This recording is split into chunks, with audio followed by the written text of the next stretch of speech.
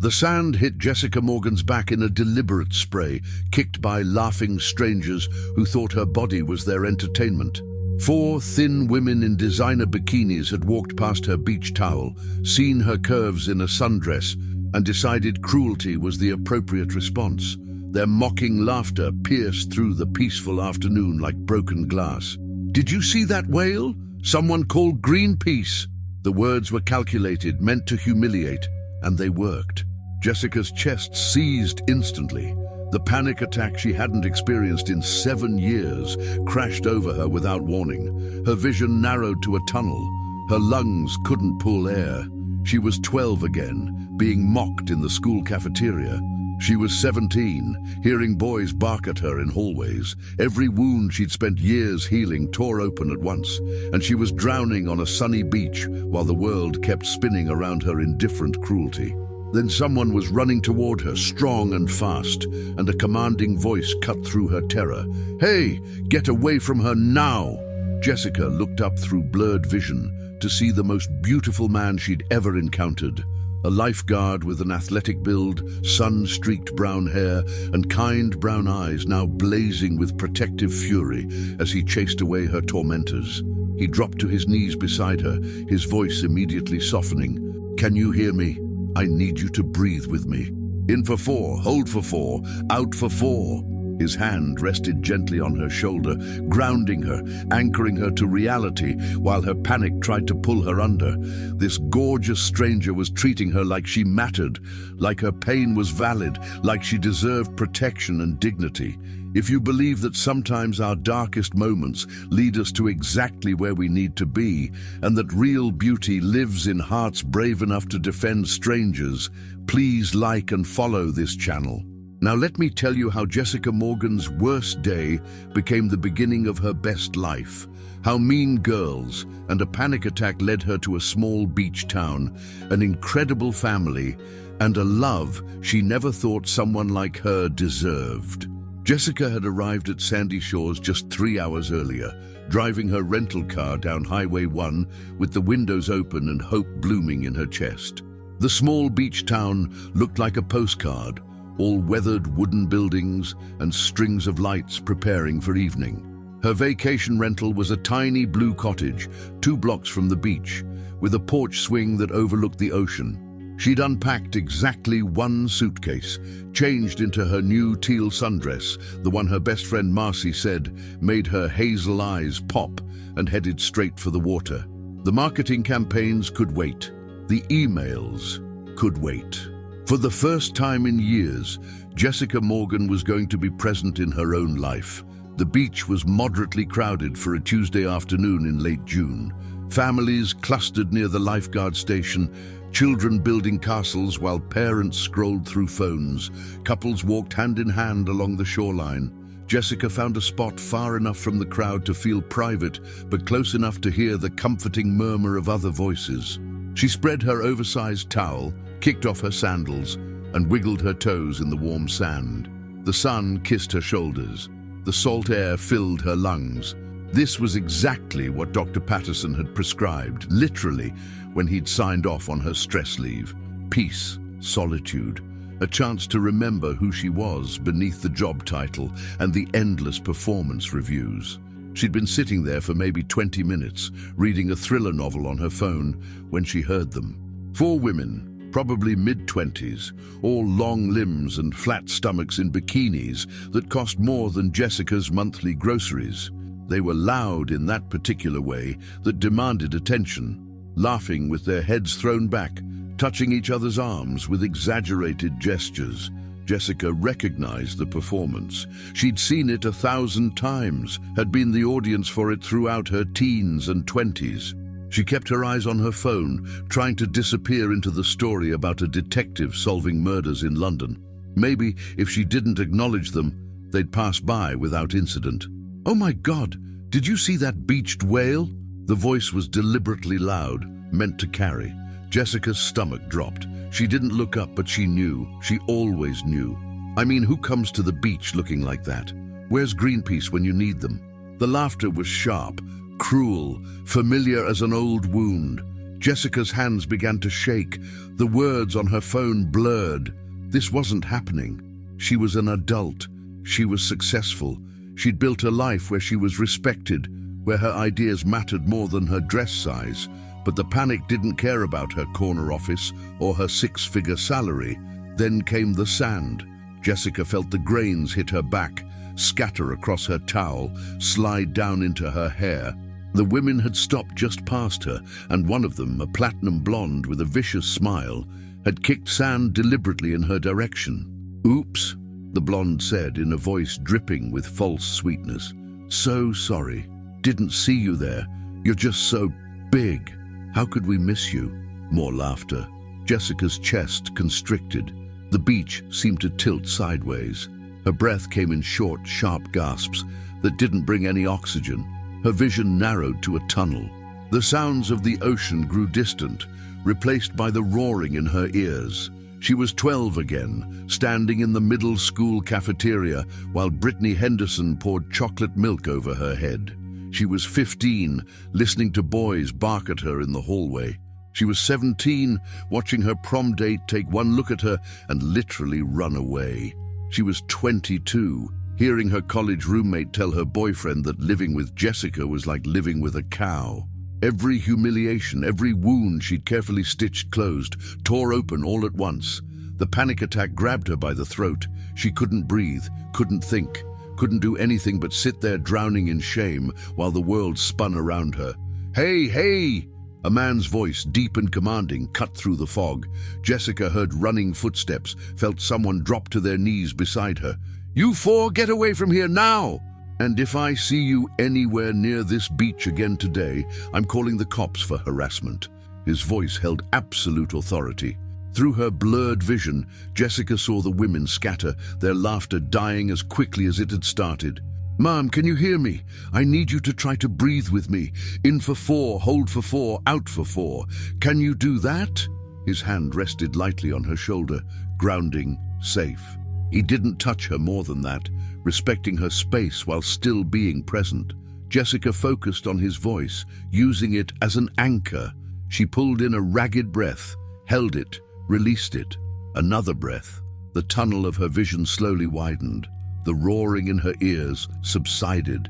She could see him now, a man probably in his early 30s with sun-streaked brown hair, warm brown eyes full of concern, and the red swim trunks and white t-shirt of a lifeguard. He was solid, athletic, with broad shoulders and the kind of easy strength that came from actual physical labor, not gym selfies. "That's it," he said, his voice gentle now. "You're doing great. Just keep breathing. You're safe. They're gone." He stayed crouched beside her, patient, not rushing her recovery. Jessica felt tears streaming down her face, adding humiliation to humiliation. Here she was, crying in front of a stranger on her first day of vacation, all because she dared to exist in a body the world deemed unacceptable. "I'm Marcus," he said after a few moments. "I'm the head lifeguard here at Sandy Shores. I saw what those women did, and I want you to know that's not who we are in this town. That kind of behavior isn't welcome here." Jessica finally found her voice, though it came out rough and shaky. "I'm sorry. I'm so sorry. I have panic disorder." "Well, I had it. I thought I'd managed it. I haven't had an attack in 7 years. She wiped at her face with trembling hands, trying to pull herself together. "I came here for a vacation. First day, first hour, and I'm already falling apart. This is exactly what I was trying to escape from back home." She laughed, but it was a bitter sound with no humor in it. Guess the universe had other plans. Marcus sat down beside her on the sand, his body angled toward her but maintaining a respectful distance. "The universe didn't send those women, their own cruelty did, and you have nothing to apologize for, nothing at all." He paused, seeming to choose his words carefully. "Listen, I don't know you, but I know what I saw. You were minding your own business, trying to enjoy the beach, and you were targeted for no reason, except that some people are so miserable inside, they can only feel good by making others feel bad. That's on them, not you, not your body, not your existence. Them." Something in his certainty, in the way he spoke without pity, but with absolute conviction, made Jessica look at him fully for the first time. He wasn't looking at her body with disgust or forced politeness. He was looking at her face, at her, with genuine concern and kindness. It reminded her of her father, who died when she was 25, who'd always made her feel like the most important person in any room. "Thank you," she whispered. "You didn't have to help me. Most people would have pretended not to see." "Most people aren't worth much then," Marcus said simply. He stood up, brushing sand from his hands, then offered one to her. "Come on, my shift ends in 20 minutes.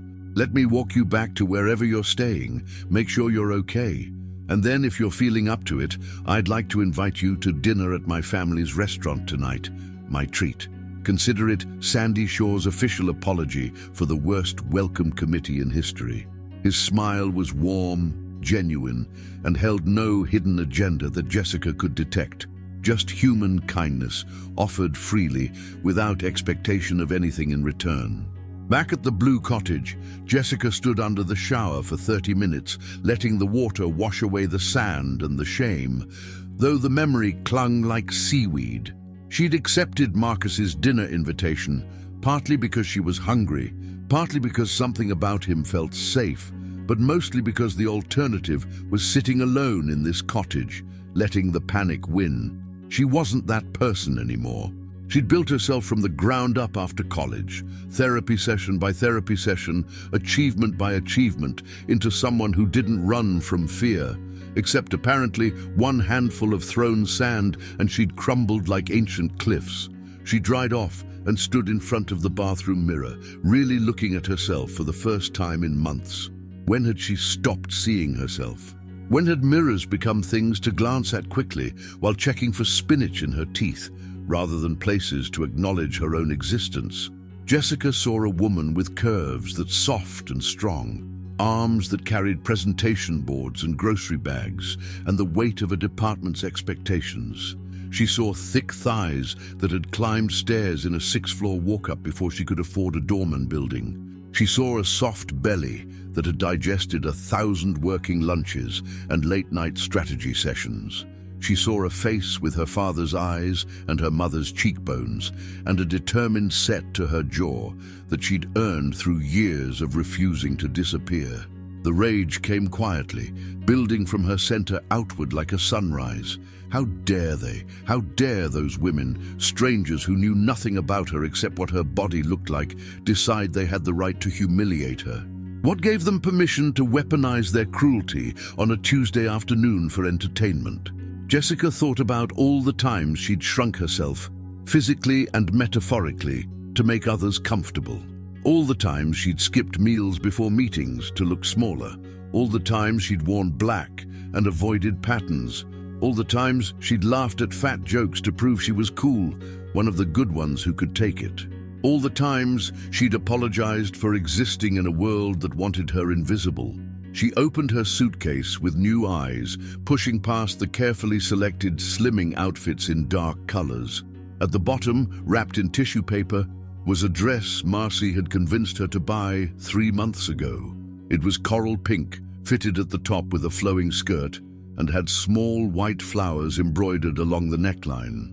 "It's giving mermaid princess vibes," Marcy had said in the boutique, while Jessica protested that it was too bright, too attention-grabbing, too much. She'd bought it anyway, for reasons she couldn't articulate, and then never worn it. Tonight seemed like the right time. If she was going to have dinner with the kind man who'd rescued her, she was going to do it dressed like someone who deserved to be rescued.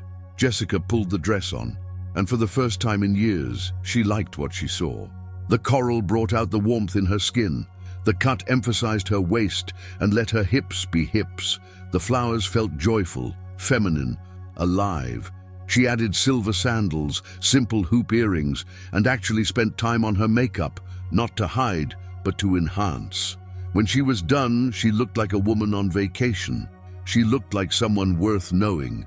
The mirror smiled back at her, and Jessica felt something crack open inside her chest. Something that had been locked tight for so long she'd forgotten it was there. Marcus picked her up at 7 in an old pickup truck that smelled like salt water and sunscreen. His eyes lit up when he saw her. "You look beautiful," he said, and the way he said it, simple and direct without any qualifiers, made Jessica believe him. They drove through sandy shores as the sun began its descent toward the ocean, painting everything gold and pink.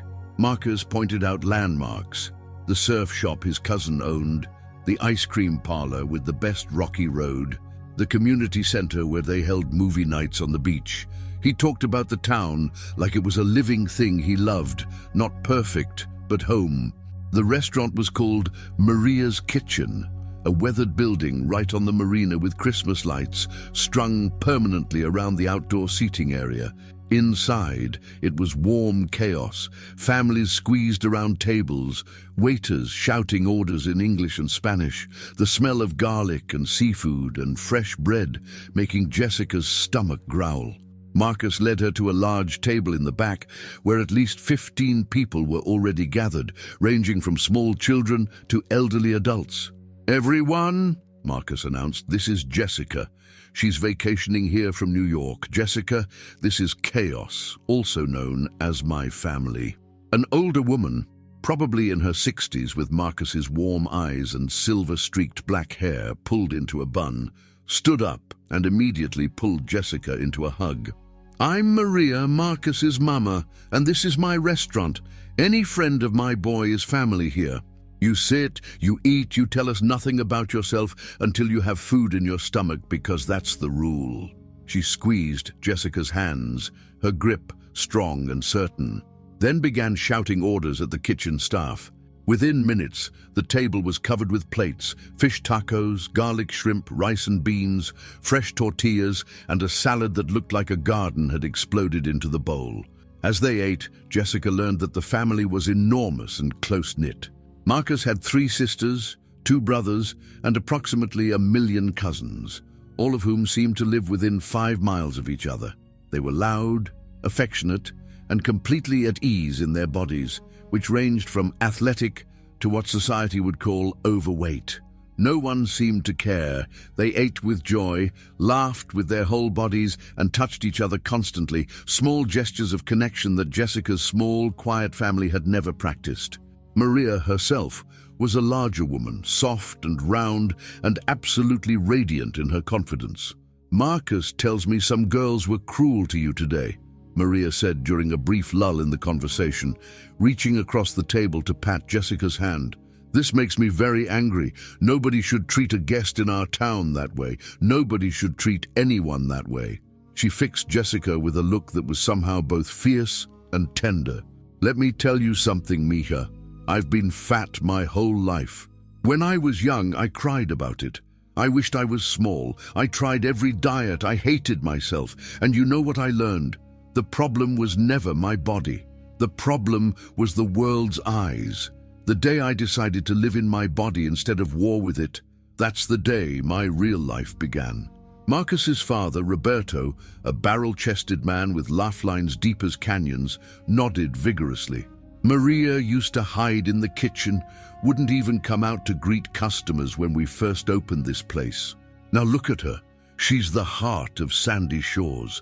Everybody knows Maria. Everybody loves Maria, not despite her body, but because she's finally living in it fully, you know?" He gestured with his fork, passionate about his point. "The people who mock you, they're afraid of their own bodies. They're afraid of appetite, of taking up space, of being human. That fear makes them cruel." Jessica felt tears prickling her eyes again, but these were different from the panic tears on the beach. These were recognition tears, the kind that come when someone speaks a truth you've been circling your whole life without being able to name it. She looked around the table at this family who barely knew her, but had welcomed her anyway, and something shifted in her chest. She'd spent 7 years building a life where she was respected professionally, where her work spoke louder than her body. But she'd never found a place where her body could just exist without explanation, justification, or apology. Maybe that's what she'd come to Sandy Shores searching for without knowing it. "Those girls today," Jessica said, surprising herself with the steadiness in her voice, "they reminded me of every person who's ever made me feel like I was too much, too big, too visible, too hungry. too happy. I've spent most of my life trying to be smaller, and I don't just mean physically. I mean in every way. Taking less space, having less presence, wanting less life. She looked at Marcus, who was watching her with complete attention. When you helped me today, you didn't treat me like I was fragile or broken. You treated me like I was someone worth defending. I don't think anyone's done that since my dad died. Marcus leaned forward, his elbows on the table, his face serious. You are worth defending. You're worth more than that. You're worth celebrating. He paused, glancing at his mother, who nodded encouragingly.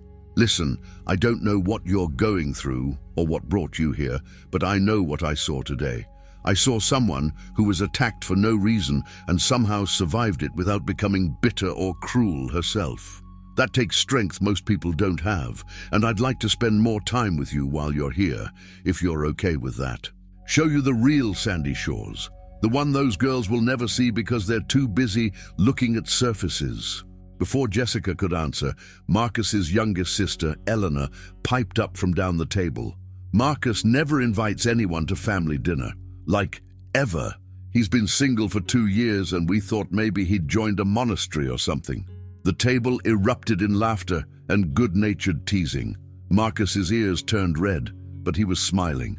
Jessica felt herself smiling too. Really smiling, the kind that uses muscles she'd forgotten she had. Maybe the universe hadn't sent those cruel girls, but maybe it had sent her here anyway, to this table, to these people, to this moment of recognition.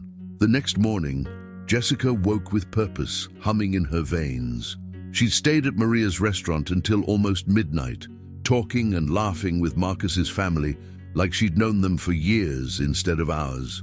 When Marcus drove her home, he'd walked her to the door and asked if she wanted to spend the day with him tomorrow, his day off. I want to show you my favorite places, he'd said. The real beach where locals go, the tide pools, the cliff walk, places that don't show up in travel blogs. Jessica had said yes without hesitation, and now she was up with the sun, feeling more alive than she had in months. She chose her clothes deliberately. Denim shorts that showed her legs without apology, a yellow tank top that hugged her curves, and a wide-brimmed sun hat that Marcy had convinced her to buy. She looked at herself in the mirror and practiced saying out loud, I deserve to be here. I deserve to take up space. I deserve joy. The words felt awkward on her tongue, like a language she'd never quite learned, but she kept repeating them anyway. Fake it until you make it, Dr. Patterson always said. Sometimes you have to act like you believe in yourself before you actually do. Marcus picked her up at 8, this time in a Jeep with the doors off and surfboards strapped to the back. His smile when he saw her could have powered the entire state. Ready for an adventure? He asked, and Jessica found herself nodding before she even knew what the adventure was. They drove north along the coast, away from the tourist areas, toward wildness. The road curved along cliffs that dropped straight into the ocean. The morning light turned everything golden.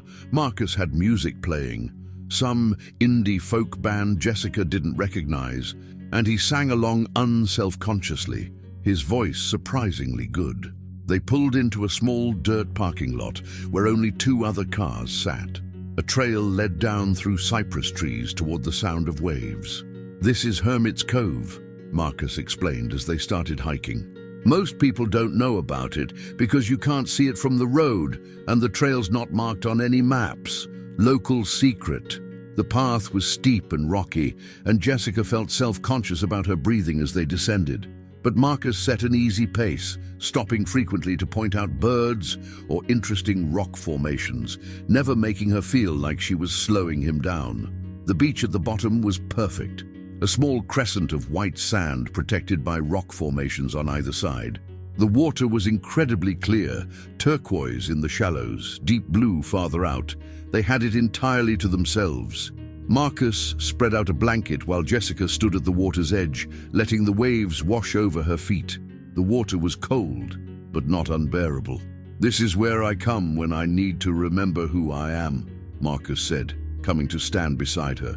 The ocean doesn't care what you look like or what you do for a living or who you're supposed to be. It just is. And when you're here with it, You can just be too. They spent the morning exploring the tide pools, rocky areas where the receding tide left small ecosystems trapped in stone bowls. Marcus showed her bright orange starfish, tiny crabs that scuttled sideways, anemones that looked like flowers but were actually animals. He had endless knowledge about marine life and talked about it with boyish enthusiasm. Jessica found herself relaxing in a way she hadn't in years, genuinely present in the moment, not thinking about emails or campaigns or quarterly reviews. She was just a woman on a beach, exploring tide pools with a kind man, and that was enough. Around noon, they were sitting on the blanket, eating the sandwiches Marcus had packed, when Jessica heard voices from the trail.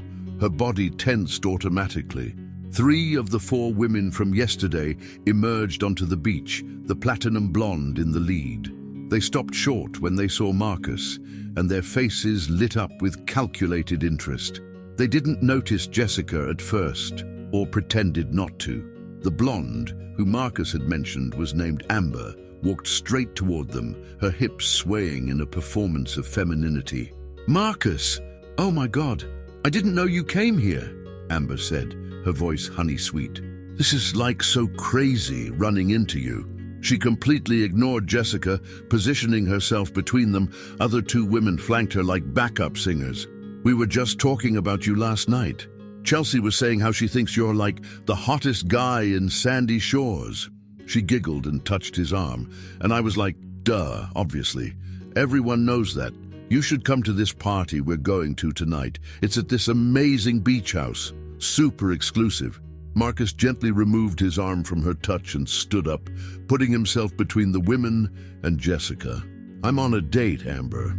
And even if I wasn't, I wouldn't be interested. You and your friends showed your character yesterday, and I don't associate with people who get their kicks from bullying strangers."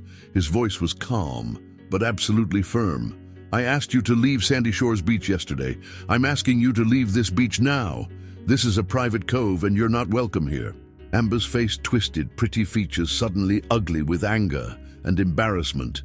"Are you serious? You're choosing her over us? Over me? She's literally fat, Marcus. Like, look at her.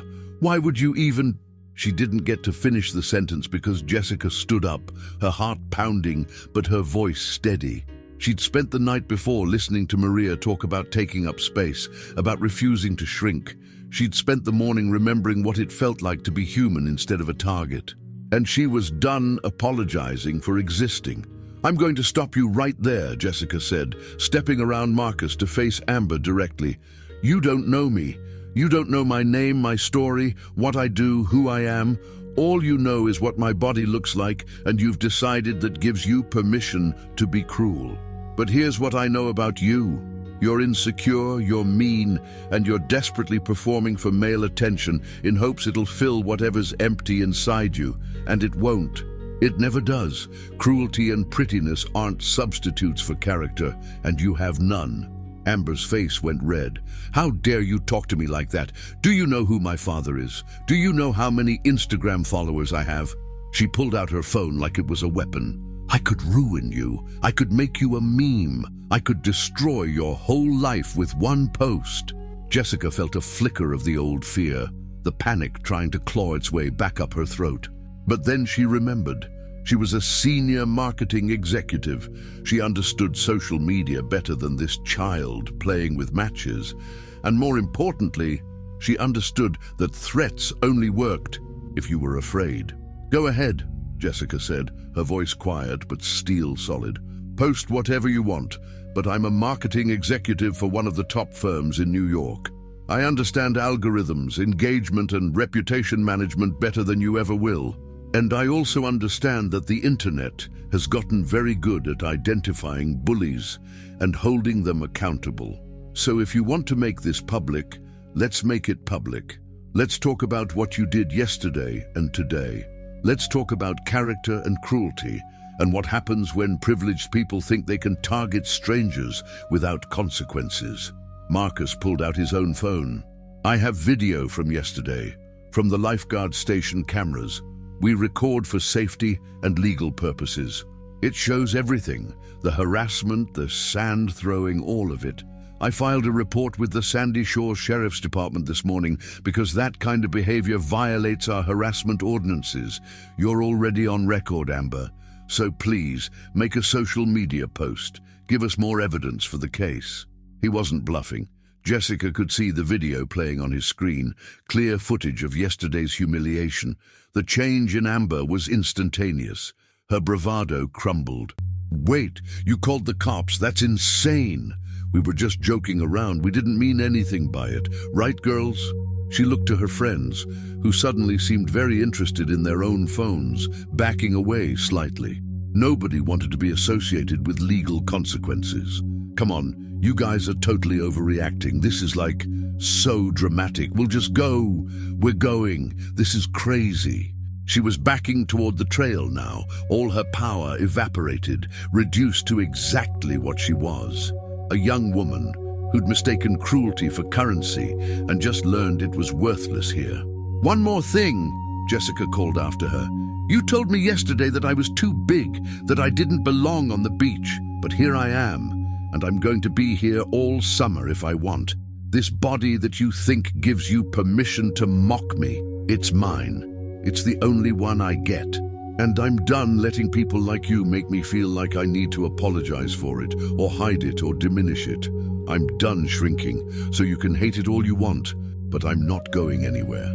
After they left, Jessica's legs gave out, and she sat down hard on the blanket. The adrenaline was crashing through her system like a wave. Marcus sat beside her, not touching but present. That was incredible, he said softly. I've never seen anyone stand up to Amber like that. Her dad owns half the businesses in town, and she's used to getting whatever she wants. You just redrew her entire map of the world. Jessica laughed, but it came out shaky. I can't believe I did that. I never do that. I'm the person who avoids conflict, who makes herself small, who apologizes for breathing too loud. Maybe that person needed a vacation too, Marcus suggested gently. Maybe she needed to remember that she's allowed to defend herself, to take up space, to be angry when someone's cruel. There's nothing wrong with that, Jessica. There's everything right with it. He paused, then added, and for what it's worth, I meant what I said yesterday. You're beautiful, not despite your body, but including it. All of it. The women who can't see that are missing out on knowing someone extraordinary. He said it simply, like it was a fact, like gravity or the tides.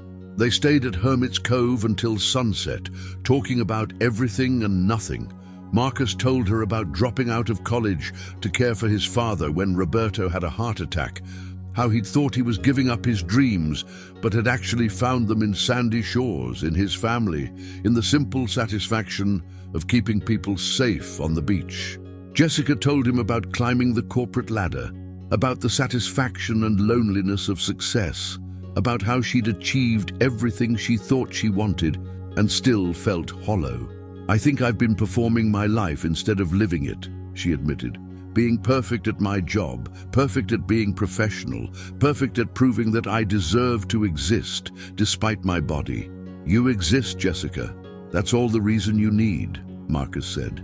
And in the golden light of sunset at Hermit's Cove, with the ocean breathing its eternal rhythm beside them, Jessica finally began to believe him. The days that followed established a new rhythm. Jessica would wake early and walk the beach, not hiding but present, greeting other early risers with confidence she was learning to inhabit rather than perform.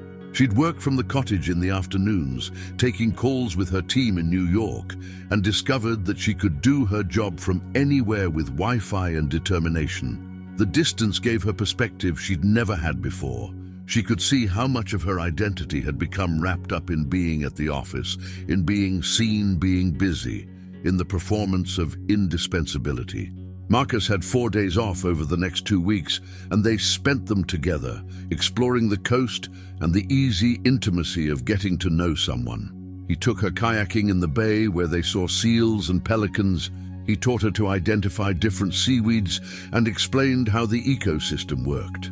They hiked the coastal trail to the lighthouse, where Marcus told her about the keeper who'd lived there for 40 years, with only books and the ocean for company.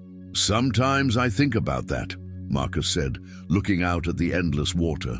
Not the loneliness, but the simplicity. Just you and the work that matters. No performance required. Is that what you think life is? Jessica asked. A performance? They were sitting on the rocks near the lighthouse, sharing a thermos of coffee Maria had sent with them. Marcus considered the question seriously. I think some parts have to be. You can't tell every tourist who asks a dumb question exactly what you're thinking. You can't respond to every unkindness with honesty, but the core of you, who you are when you're alone or with people who matter, that should never be a performance. That should be true. He looked at her with those warm brown eyes. You're the least performative person I've met in a long time. Even when you're scared, you're real. Jessica felt something crack open in her chest, something that had been sealed since her father died. She told Marcus about him, about the man who'd taught her to value her mind, her humor, her kindness, and who'd never once made her feel like her body was something to overcome. He died of a sudden heart attack when I was 25. I was in grad school. I thought I'd have decades more with him. She wiped at her eyes. After he died, I threw myself into work. I think I was trying to prove something to him, or maybe prove that his love hadn't been wasted on someone the world thought was worthless. Your father's love wasn't wasted, Marcus said firmly. And you don't have to earn it retroactively by being perfect. You just have to live. That's all any parent wants for their kid, to see them actually living. He put his arm around her shoulders, tentative, waiting for permission. Jessica leaned into him, and they sat there as the sun moved across the sky, two people learning to be honest about their wounds. Marcus told her about his ex-fiancée, who'd left him for a tech millionaire in San Francisco. She said I was wasting my potential being a lifeguard in a town nobody'd heard of. She wanted me to want more. What do you want?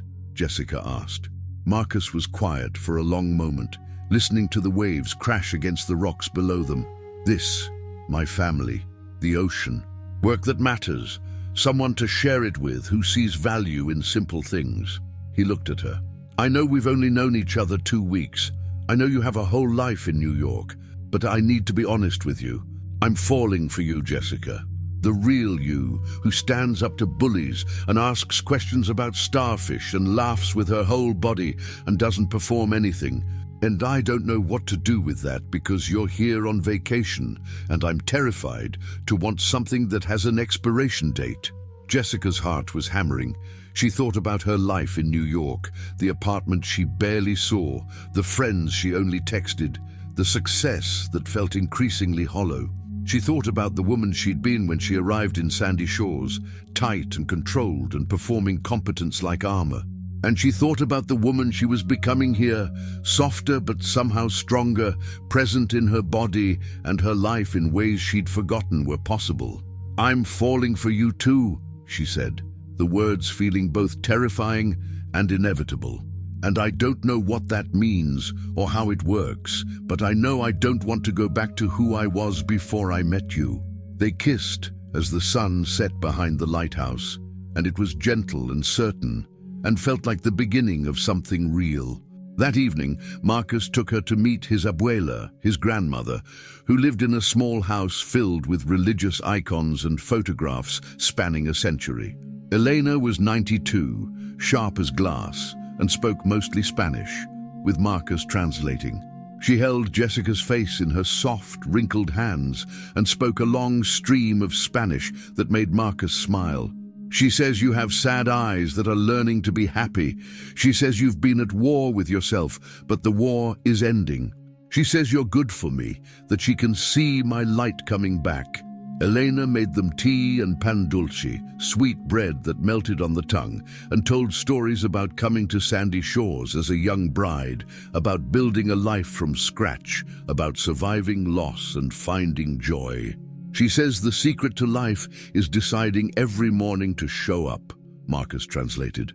You can't control what the world does to you, but you can control whether you let it make you smaller or whether you insist on taking up your space. She says you're already doing this, that she can see it in how you sit, how you move, your unclenching. Jessica felt tears streaming down her face. Elena wiped them away with her thumbs and said something else. She says tears are good. They mean you're thawing. The next day, Jessica had a video call scheduled with her boss, Patricia, for a quarterly review. She set up her laptop on the cottage's porch, the ocean visible behind her, and waited for the familiar anxiety to kick in. It didn't come. When Patricia's face appeared on screen, Jessica saw her own life in New York, reflected in her boss's exhaustion, the tight set of her mouth, the performance of having it all together. "Jessica, you look different," Patricia said, her eyes narrowing. "Is that the beach behind you? Where are you?" "California," Jessica said simply. "I took the vacation time you insisted I take, and I'm using it." She braced for criticism, but Patricia surprised her. "Good. You look healthy. Like actually healthy, not New York healthy, where we all pretend sleeping 4 hours and living on coffee is fine." They went through the quarterly numbers, which were excellent. Jessica's team had handled 3 major campaigns in her absence, and the work was solid. "I'm not surprised you have good people," Patricia said. "You've always been an excellent manager. But Jessica, I need to know your plans. Are you coming back?" The question hung in the air. Jessica looked at the ocean, at the life she'd started building here, at the possibilities stretching in front of her. "I want to keep my job, but I want to do it remotely, permanently. I can be in New York for essential meetings, maybe 1 week a month. But I need to build my life somewhere else, somewhere that feels like living instead of surviving." She waited for Patricia to say no, to insist that FaceTime mattered, that she needed to be in the office. Instead, Patricia leaned back in her chair and laughed. "Honestly, I'm jealous. Half the senior staff would go remote if they thought they could get away with it. Let me talk to HR and legal. If your numbers stay good and you're available during business hours, I don't see why not. We've been fully remote capable since the pandemic. We just pretend we're not, because commercial real estate is expensive and executives hate empty offices." She paused. "And Jessica, whatever you're doing there, keep doing it. You look more alive than I've seen you in 5 years. That matters more than where you sit while you work." After the call ended, Jessica sat on the porch in stunned silence. It was possible. She could stay. She could build a life here, keep her job, explore whatever this thing with Marcus was becoming. She didn't have to choose between security and happiness, between proving herself and being herself. She could have both. The realization was so enormous, so full of possibility, that she started laughing, the sound carrying across the beach. This was what freedom felt like. Not perfection, not arrival, not having it all figured out. Just the radical choice to prioritize her own life, her own joy, over everyone else's expectations. That evening, she told Marcus what she'd decided. They were at Maria's restaurant again, this time with just his immediate family. Marcus's face went through several emotions at once: surprise, joy, caution, hope. "Are you sure? This is a big decision. I don't want you to uproot your whole life for something we just started. I don't want that pressure." Jessica reached across the table and took his hand. "I'm not uprooting my life. I'm finally planting it. I've been existing in New York, but I haven't been living there. And yes, you're part of why I want to stay, but you're not all of it. It's this place, this pace, the way I feel in my body here, the way I can breathe. I want that. I want this."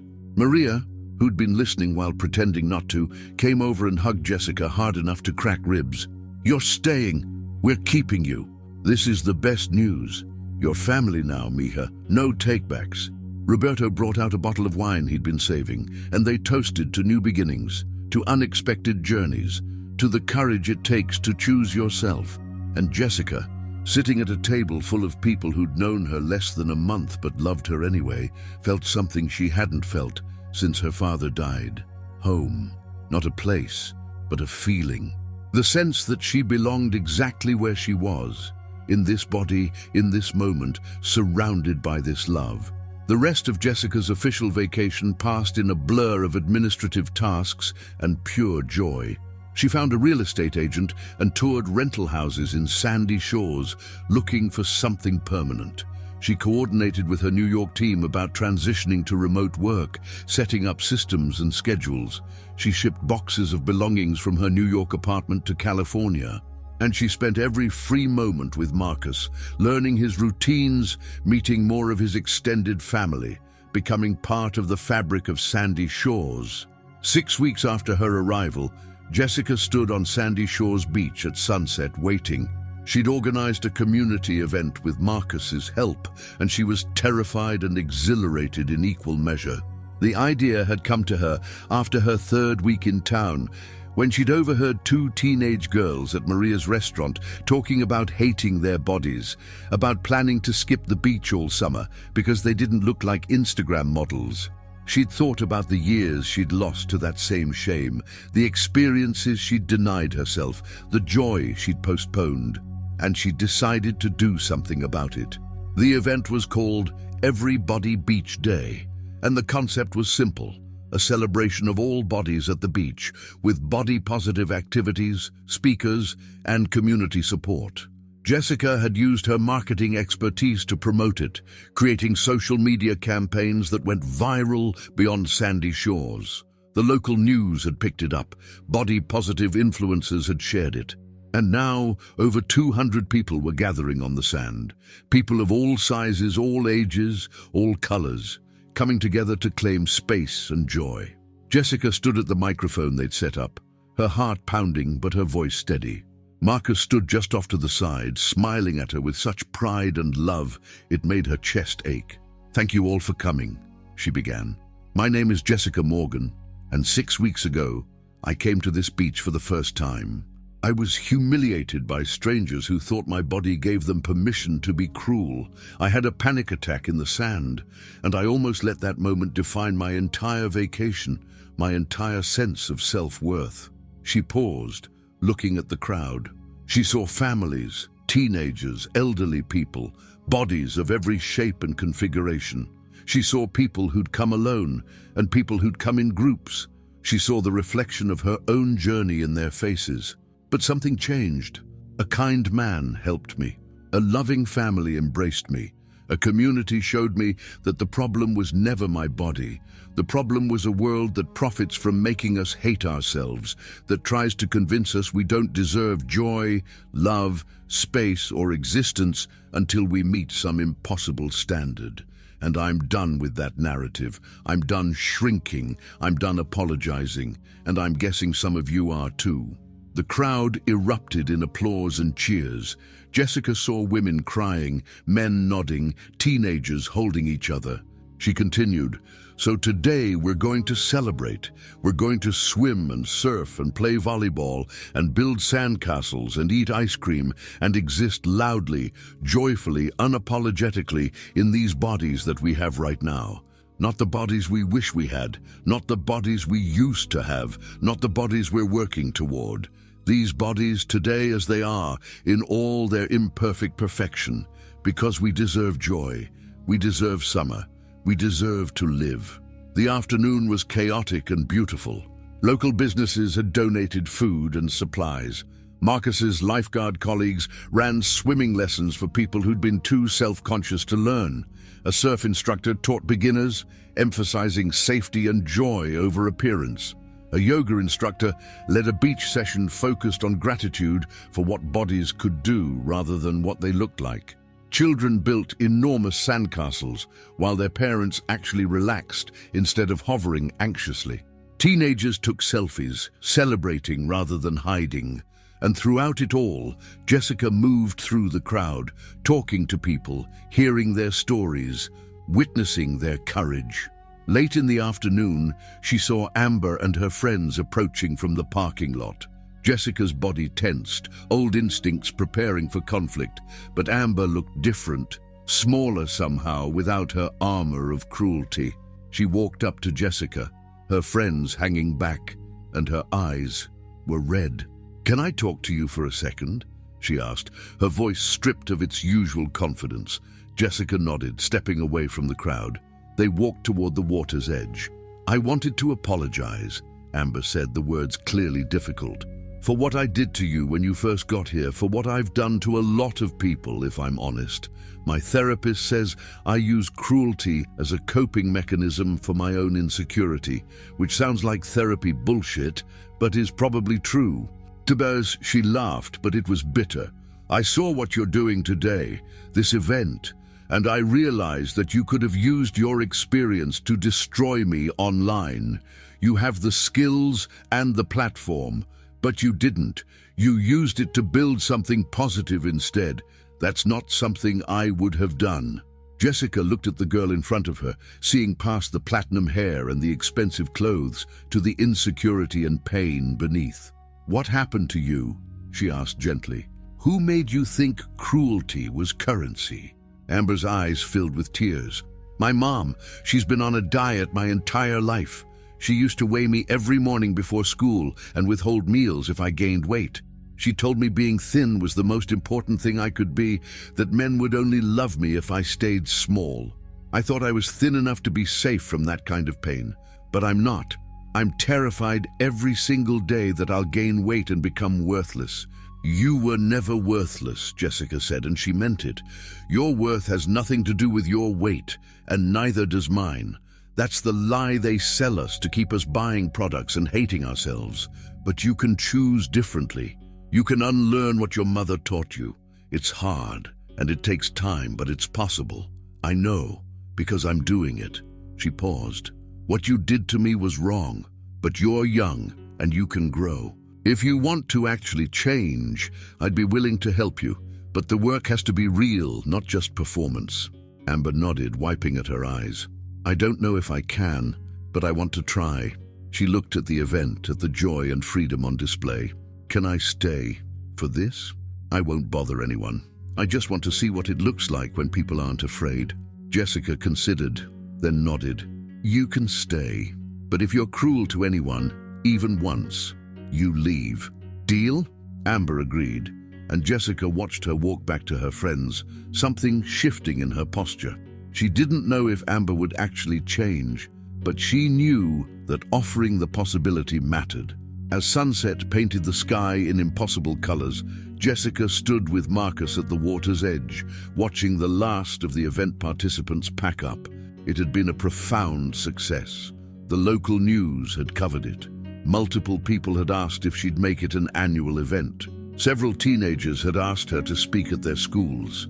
And most importantly, Jessica had watched people claim joy who'd been denied it, had watched bodies of all kinds exist without apology, and had known she was part of creating that.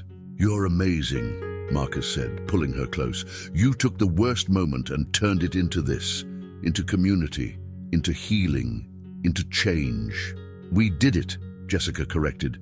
You and your family and this town. I just had an idea. All of you made it real. She leaned into him, feeling the solidity of his presence, the safety of his arms. I'm staying, she said, though she'd already told him this. I'm not going back to New York except to visit. I'm building my life here, with you, with this community, if you'll have me.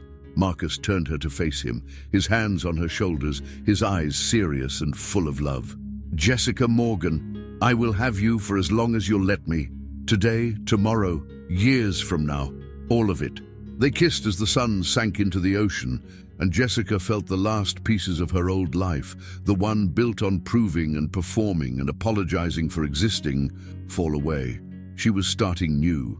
Not perfect, not complete, but honest. She was a woman who took up space, who loved with her whole heart, who refused to shrink for anyone's comfort.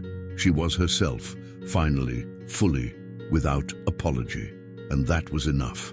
That was everything. 3 months later, Jessica stood in her new house, a small cottage 3 blocks from the beach, with a view of the ocean from the bedroom window. Boxes still waited to be unpacked, but the important things were in place. Her desk set up for work, photos of her father on the mantel, a shelf for her growing collection of books about marine biology that Marcus kept lending her.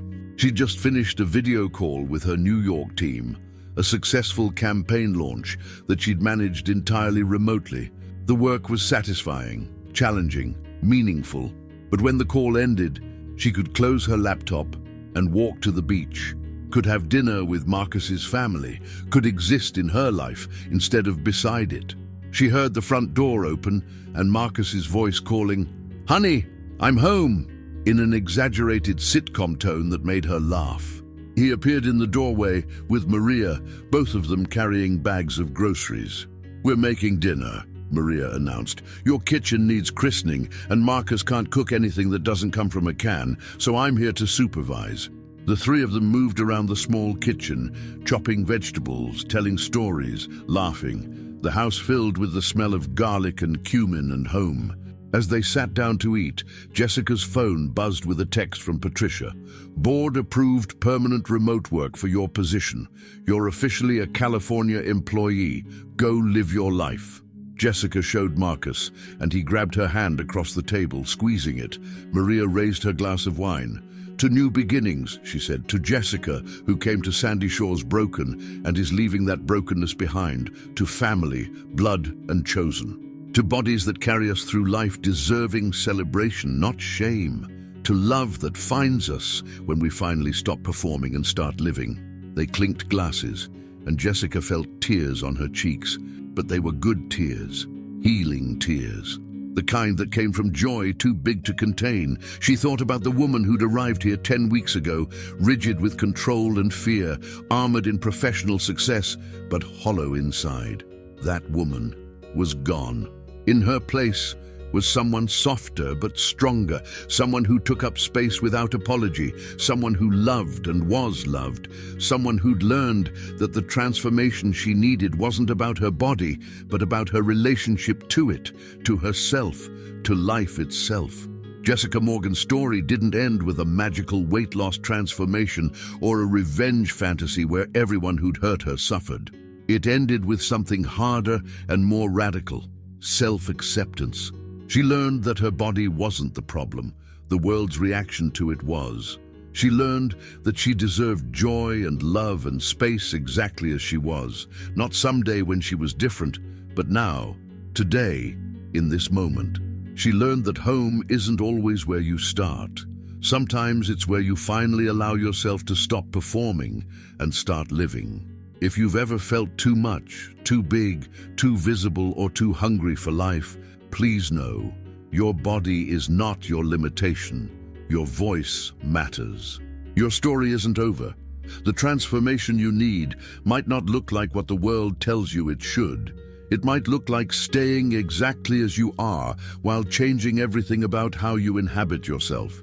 It might look like choosing joy over perfection, presence over performance, and love over fear. It might look like finding a small beach town and a kind family and the courage to plant your life somewhere it can finally bloom. If this story moved you, please leave a comment below sharing your thoughts, your own journey, or the moment you decided to stop shrinking. Subscribe to this channel for more stories of women who refuse to apologize for existing, who transform pain into power, and who prove that happy endings come in all shapes and sizes. Thank you for listening.